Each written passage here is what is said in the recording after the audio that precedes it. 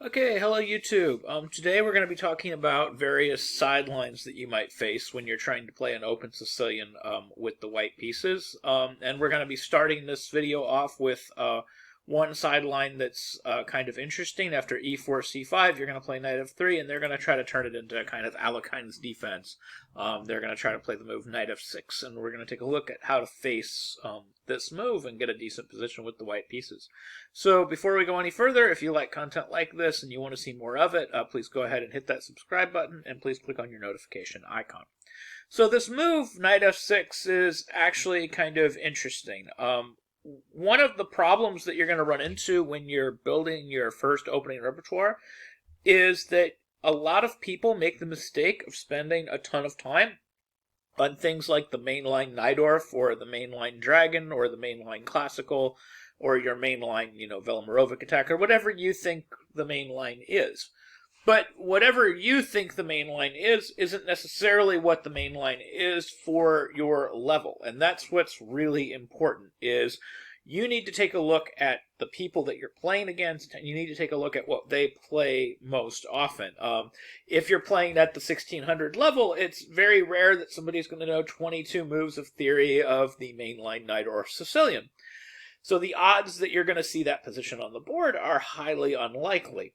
It's a lot more likely that you're going to see a lot of different weird kind of early deviations. So when I was building my first opening repertoire, and even when I switched from e4 to d4 temporarily to learn d4, I remember I had a game where I played d4, and I said, yeah, I just started learning how to play d4. I think it was like less than a week or two ago, and I got paired to a guy that had an expert rating. He was in the high 2100s. And he said, really, you just started learning it a week ago? I'm like, yeah. And so I played d4, and he played the two knights tango. And of course, I played the best line against the two knights tango, and I won the game. And he said, you couldn't have started learning it a week ago. You lied, because there's no way that you would know how to play against something as rare as the two knights tango. And I said, there's 3 people in this chess club that have the two knights tango as their main line. I said, that was the first thing I looked at.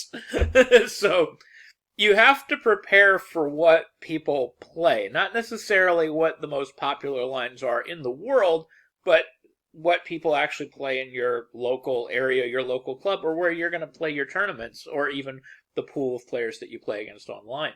So it could be that the move knight f6 might be one of the most common moves that you see if you're playing the same guy over and over again, and he always plays knight f6.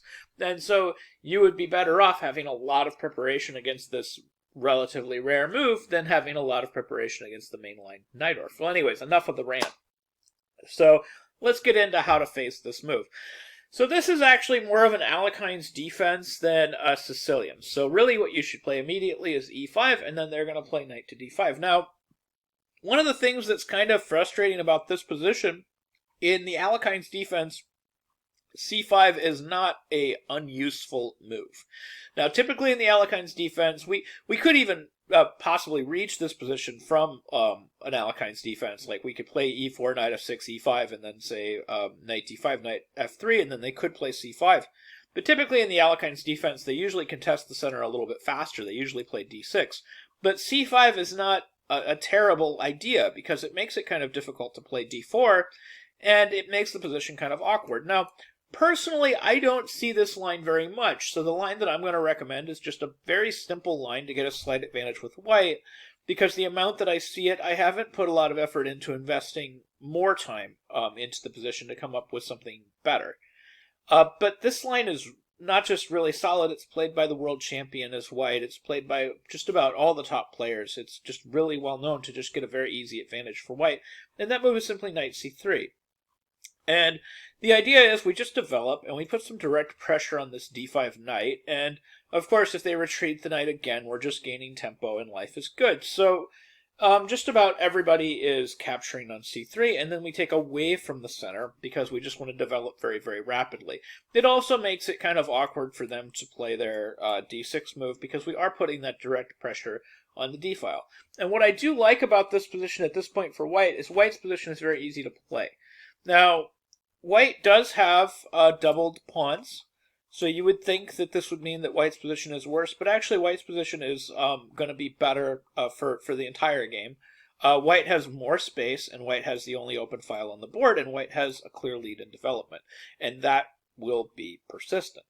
So there are a couple of moves that black can try here. He can play e6, in which case I would recommend following this game between Karyakin and Duda, which went bishop d3.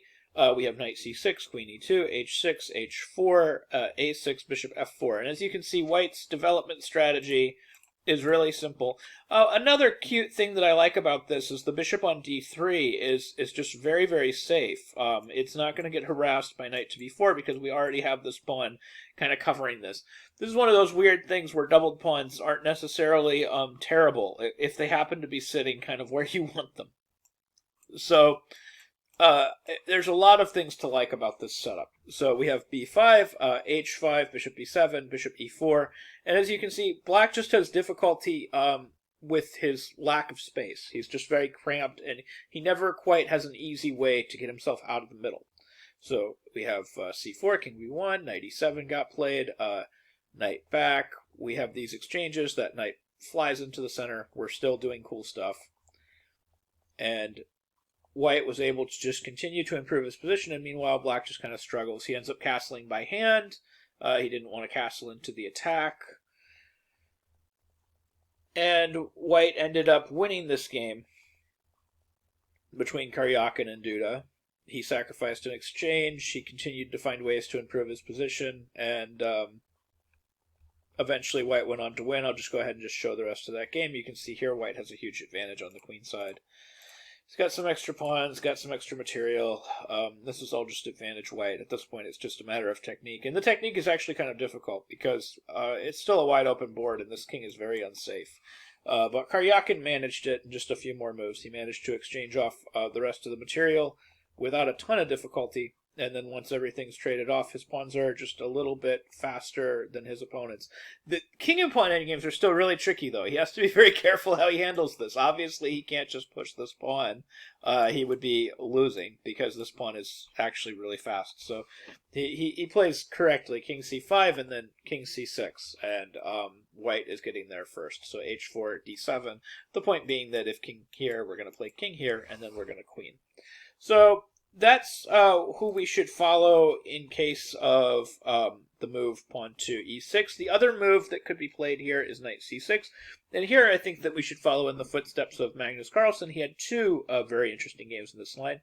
One game he just simply played knight bishop f4. And then we had this entertaining queen b6, to which he responded queen c1. And then this highly entertaining pawn to f6, which ended up being a very interesting line that Carlsen navigated beautifully. This was played between Magnus Carlsen and Grandilis in Norway in 2016.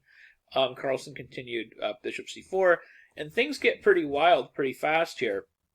Carlsen had to sacrifice a piece, and it turns out that it works, amazingly enough. He sacrifices a piece and lets this pawn come all the way down to g2. But the idea is here that he's okay, because he's going to be playing this move pawn to f7 check, and he's going to be following that up with eventually queen e5. And actually at this point, white's position is apparently decisive. White's actually got a winning position. Carlsen is basically like a machine. It looks like this was some type of novelty for black, maybe some type of special preparation, but he figured it out. So rook f8, he played bishop h4, then he had to sack the exchange, and now black's position is apparently completely lost in this very complex tactical melee. And again, Carlsen just plays all these moves just absolutely gorgeously with precision, and gets through the tactical melee no problem, gets to a position where he's simply up an exchange and has a passed pawn on g-file, and the game is over. It went a few more moves, so I'll just show him, but basically once the pawn starts pushing, his opponent just decided to resign. He's not going to stop that g-pawn from becoming a queen. So the other way that they can go is, instead of this hyper-aggressive queen b6, they can simply play the move pawn to e6. And then Carlsen had a game against Popov in St. Petersburg, Russia in 2018, where he just continued with normal development. He played queen d2, h6, h4. And again, you'll notice this theme of every time black is playing h6, white's playing h4, because white just wants to have a space advantage, and that's where white's advantage is coming from in this position. It's just going to be a space advantage, and white's going to be better. So then we have a6, h5, b5, we have a4, b4, bishop d3. So again, that nice comfortable position similar to the one we saw Karyakin have. That's basically the same type of position we're getting here. Bishop b7, bishop e4, we just see these same themes repeated over and over again in these positions. In this case, Carlsen just castles kingside. Just black's attack on the queen side is strong enough, he doesn't want to castle into it. So bc3, bc3, again, just taking... It seems strange, again. You know, some of these things seem strange. Like, why wouldn't we take back with this to prevent doubled pawns? But again, doubled pawns aren't such a terrible thing if they're doing things that you want. So bc3, and now we have a pawn that's controlling two infiltration squares, and we have an open b-file that can be occupied by either rook. So here, white's clearly better. The doubled pawns are helping him significantly. Well, not really the doubled pawns. It's just the pawn on c3 is helping him significantly. It's solidifying that space advantage. It's making sure that only white will have a space advantage in this position, because black is never able to plant a knight on either of those two critical central squares, which means that this whole game will be played on black's half of the board.